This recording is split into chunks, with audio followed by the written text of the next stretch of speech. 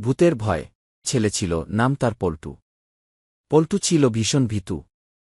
সে দিনের বেলাতেও একা থাকতে ভয় পেত, আর রাতের বেলা তো ভূতের ভয়ে তার ঘুমই আসত না। একদিন পল্টুর বাবা তাকে বললেন, পল্টু, তুই এত ভীতু হলে চলবে কেন?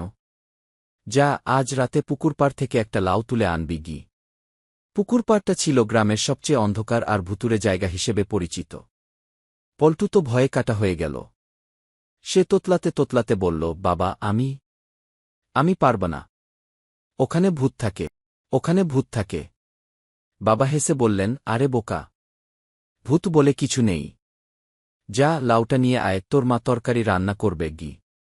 অনেক কান্নাকাটির পর পল্টু হাতে একটা টর্চ আর লাঠি নিয়ে ভয়ে ভয়ে পুকুরপাড়ের দিকে রওনা দিল।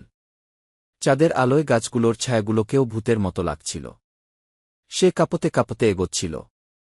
হঠাৎ একটা ঝোপের আড়াল থেকে ভূঁ করে একটা আওয়াজ এল। পল্টু তো ভয়ে জমে গেল। তার হার্টবিট বন্ধ হওয়ার জোগাড়।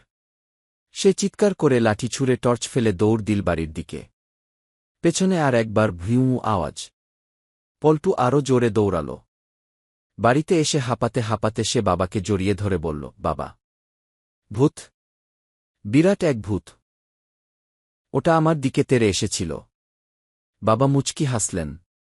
পরদিন সকালে পল্টু দেখল তার বাবা একটা বড় লাউ নিয়ে এসেছেন। লাউটার গায়ে কালির ছোপ ছোপ দাগ।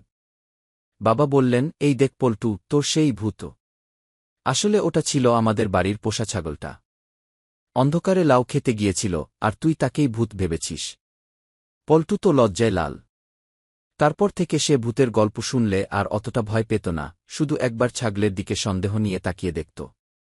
বন্ধুরা, কেমন লাগল এই গল্পটি?